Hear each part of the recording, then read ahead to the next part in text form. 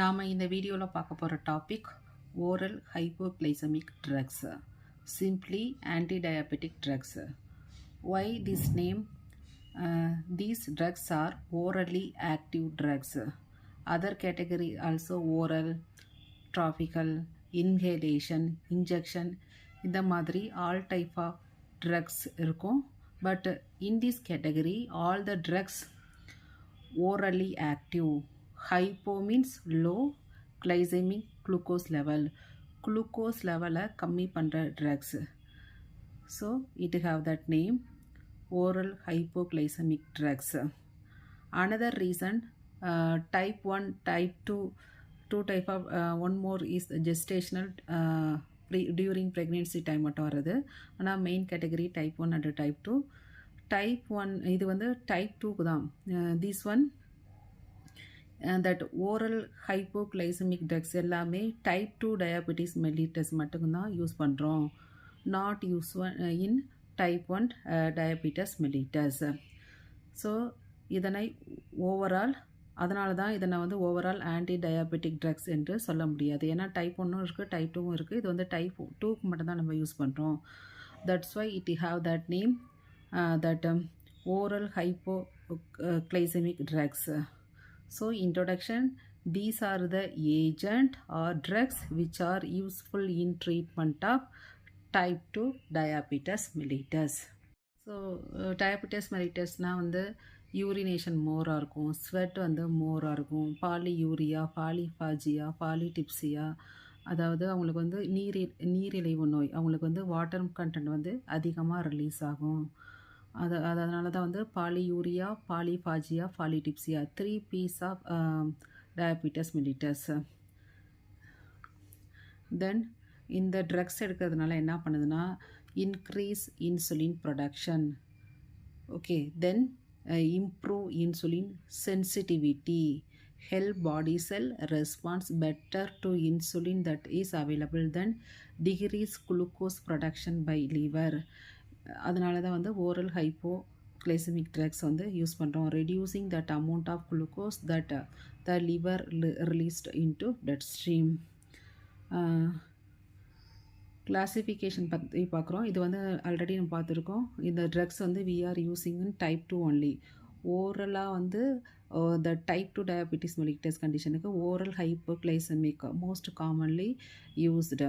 ஏன்னா body cell have resistant to infection. Body செல்லுக்கு வந்து that insulin have resistant to insulin. So insulin production has decreased over period of time, not recommended for type 1. ஏன்னா நம்மளுக்கு தெரியும் அது வந்து autoimmune disorder which is caused by a lack of insulin and required injectable insulin for treatment. only இன்சுலினை வந்து injection மூலமாக எடுத்துக்கிட்டால் போதும். that classification of that oral hypoglycemic drugs 2 main category இருக்குது. அதில் வந்து first one is sulfonyl urease. Okay, urease and not sulfonamide, sulfonyl urease. It have further first generation and second generation. Okay, first generation வந்து last 20-30 years முன்னாடி வந்து ஆக்டிவாக இருந்தது. இப்போ அது வந்து இதனை ஓவர் கம் பண்ணி நெக்ஸ்ட் ஜெனரேஷனான செகண்ட் ஜெனரேஷன் ட்ரக்ஸ் ஆல்சோ வந்துருச்சு. ஸோ ஃபஸ்ட் ஜெனரேஷனில் என்னென்ன ட்ரக்ஸ் இருக்குன்னு சொல்லி பார்த்தா டால் புtamide, then chlorphramide. இது ரெண்டும் வந்து ஃபஸ்ட் ஜெனரேஷன் ட்ரக்ஸ். இப்போ வந்து not active form. So what are the drugs? Tolbutamide and chlorphramide. இப்போ வந்து செகண்ட் ஜெனரேஷனில் வந்து இதோட ப்ரிஃபிக்ஸ் வந்து கிளை அப்படின்னு பண்ணுவோம், glee or gly. Okay, what are the drugs? clefizide, then clemifride, then clebenclamide. So இதில் வர சஃபிக்ஸ் எல்லாமே வந்து க்ளீன் முடியுது. So clefizide, clemifride, then clebenclamide. இந்த ட்ரக்ஸ்லாம் வந்து செகண்ட் ஜெனரேஷன். sulfonyl urease அதான் முதன்மையான drugs for type 2 diabetes. First type 1 not that much common because that one வந்து auto immune disorder.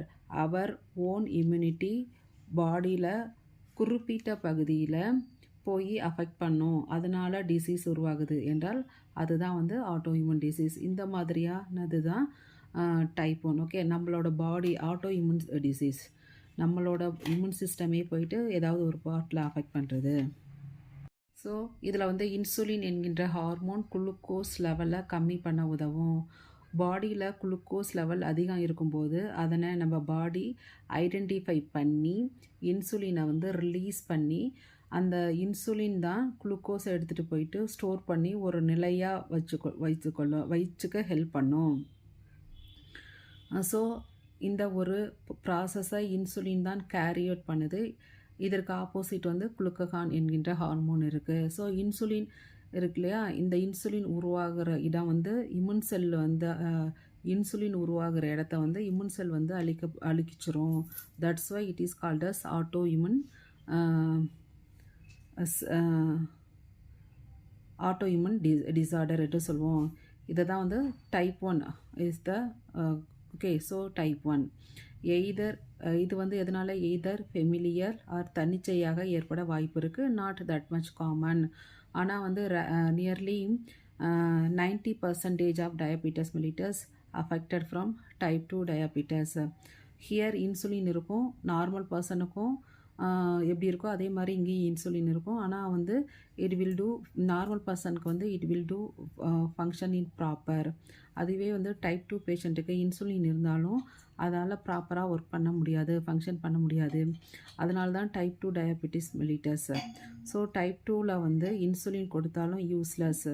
Already they have normal insulin, but அவங்க பாடி தான் வந்து carried out பண்ண முடியல. ரீசன் இன்சுலின் சென்சிட்டிவிட்டி அதிகமாக இருக்கலாம். அதாவது இன்சுலின் அவர் பாடியில் இன்சுலின் வந்து நம்ம பாடியில் வந்து ஸ்கெலிட்டல் மசில்ஸ், லிவர் செல், அடிப்போஸ் டிஷ்யூ இங்கெல்லாம் இருக்கும், இங்கெல்லாம் இருக்கும். ஓகே, குளுக்கோஸை ஸ்டோர் பண்ண ஹெல்ப் பண்ணும். இது மாதிரியான இடத்துல ஸ்கெலிட்டல் மசில், லிவர், அடிப்போஸ் டிஷ்யூவில் வந்து ஸ்டோர் பண்ண ஹெல்ப் பண்ணும். இந்த ஸ்டோர் பண்ணுற தன்மை வந்து இன்சுலினுக்கு கம்மியாச்சுன்னா அதை தான் வந்து என்ன சொல்கிறோம், இன்சுலின் சென்சிட்டிவிட்டி வந்து கம்மியாச்சு என்ற அர்த்தம். இதுதான் வந்து ஒரு மெயின் ரீசன். அதாவது இதெல்லாம் வந்து இந்த skeletal muscle, liver, adipose tissue இங்கெல்லாம் போயிட்டு குளுக்கோஸை ஸ்டோர் பண்ண இந்த இன்சுலின் ஹெல்ப் பண்ணும். அந்த ஸ்டோரேஜ் தன்மை குறையுதுன்னா தான் அதுக்கு வந்து என்னென்னு சொல்கிறோம், சென்சிட்டிவிட்டி.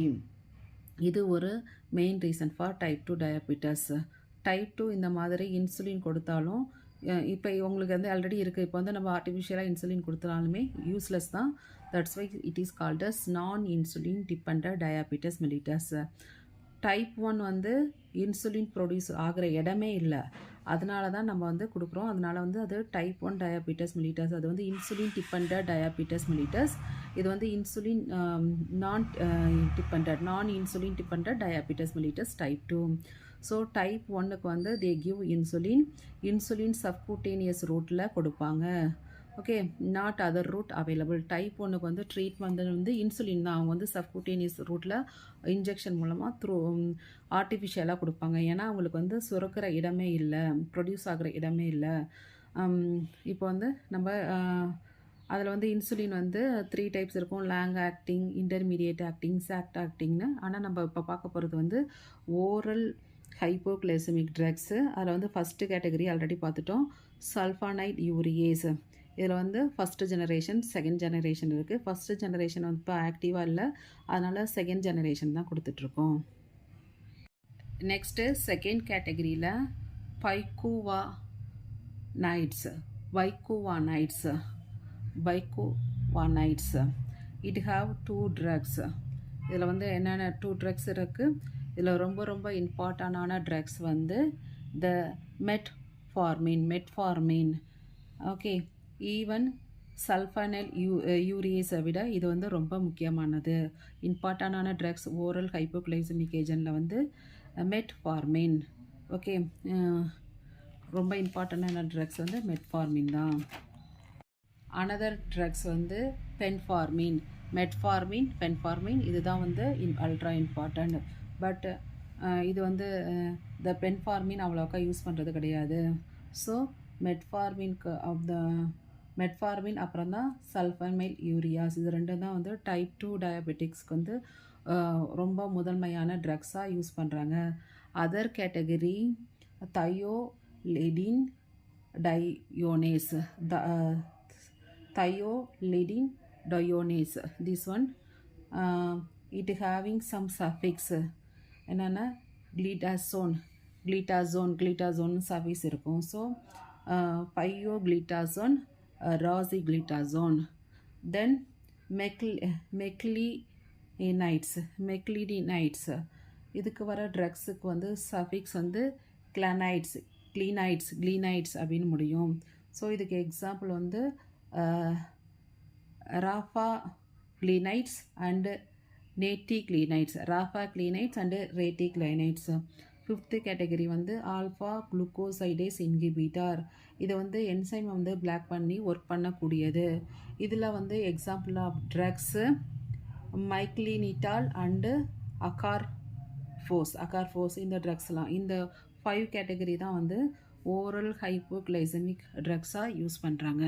இந்த வீடியோவில் ஓரல் ஹைப்போக்ளைசமிக் ட்ரக்ஸ்னால் என்ன, அது வந்து எப்படி ஒர்க் ஆகுது, ஏன் டைப் 2க்கு மட்டும் கொடுக்குறோம், ஏன் டைப் 1க்கு கொடுக்கல, அதில் வந்து 5 கேட்டகரிஸில் வந்து ஃபஸ்ட்டு ப்ரீடாமினன்ட் வந்து சல்ஃபனைல் யூரியாஸ். இதில் வந்து ஃபஸ்ட்டு ஜெனரேஷன் செகண்ட் ஜெனரேஷன் இருக்குது. ஃபஸ்ட்டு ஜெனரேஷன் வந்து நாட் ஆக்டிவ்னோ, செகண்ட் ஜெனரேஷன் தான் கொடுக்குறோம்.